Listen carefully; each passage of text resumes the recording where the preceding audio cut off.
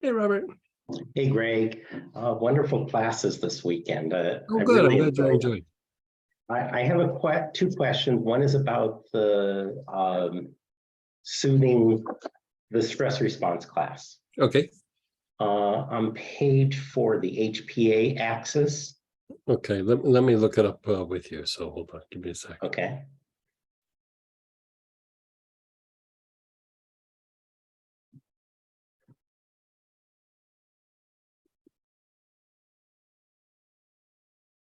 On what page is it?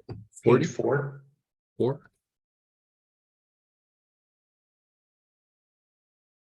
Okay, fire away.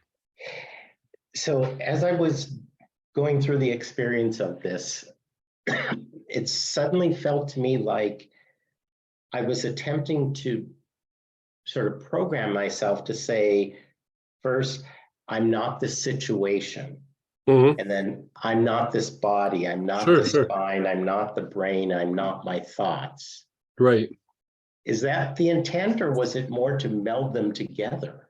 Well, what you're doing is you are trying to calm down the response in the endocrine system to the stress or the perceived threat, because I mean that's what stress is. You're being pushed out of balance. You have some real or perceived threat that is throwing you out, and so you start to have a series of these reactions. And but excuse me, by the time you get to the endocrine system, that's starting to be something that really causes like a physiological change, but it also is tied to your mental processes, because a lot of our thought processes are the endocrine system functioning through the brain and through the nervous system.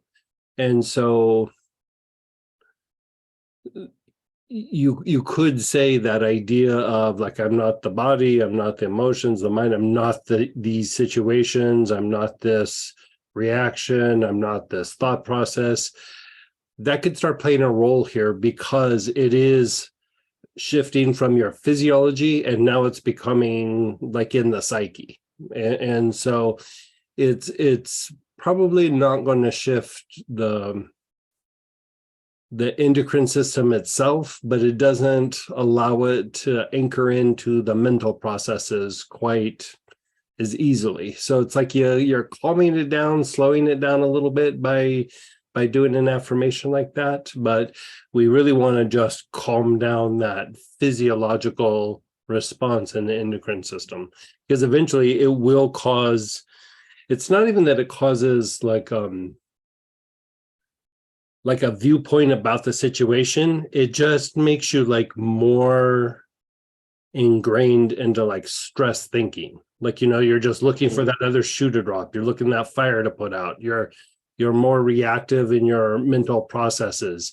So it's not about the content, like how we would think about it, like, oh, it's about this situation. It's about how this person spoke to me or that I felt threatened at work. It's just like, you're just like calming down that that you might feel inside. And I remember over the years that people would say things like, if I put my guard down, something bad is going to happen. That is this HPA axis. Like you need to calm that axis down. So like if I put my guard down, something bad's going to happen, or I'm always looking for a fire, or looking to the next shoe to drop, or you're just like almost. Is this You're not also the case where someone's like an adrenaline junkie?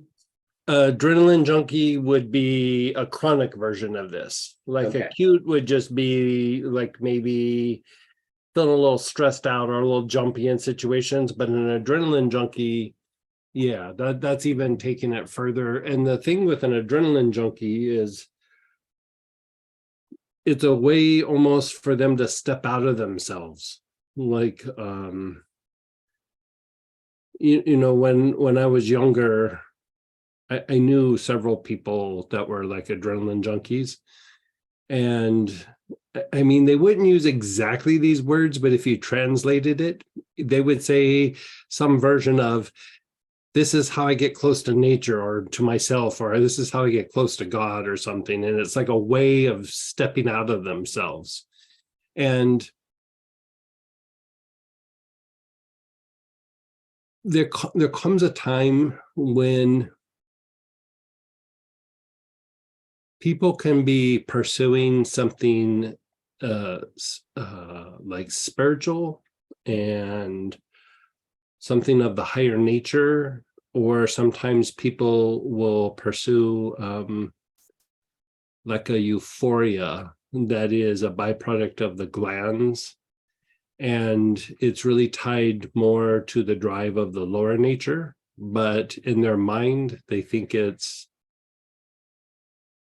like a spiritual pursuit. And so, you know, they like the endorphins, they like the adrenaline, they like it's not quite like a form of checking out, but it's definitely a distraction. And you usually don't see this a lot in like the normal everyday average person. Usually when somebody is pursuing that euphoric kind of thing, it's usually somebody young and they outgrow it. Or if it's something that they really double down on and they keep doing it as they get older, it eventually turns into a form of mental illness, you know, depending on what it is. Okay. It just depends on the personality type, but it turns into something. It's not always the same. Like, it's different from person to person, but so again, you don't really see it a lot in the normal everyday person, but there's people who it's not even like because it's a byproduct of trauma or something like that. It's like it's a personality type that's very willful, is the best way I could describe it. Like, it's not always something that I can describe, but I know it when I see it. Like, there's a look in the eye, there's a body posture, there's, you know,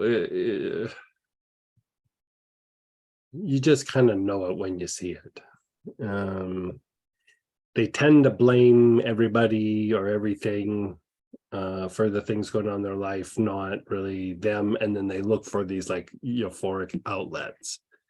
And blaming people is not necessarily it, but it's the euphoric outlets that is the next step that usually causes the problem. You know, we all blame people a little bit. You know what I mean? That's not like a big issue. That's just kind of normal. But like, this is that on steroids, you could say.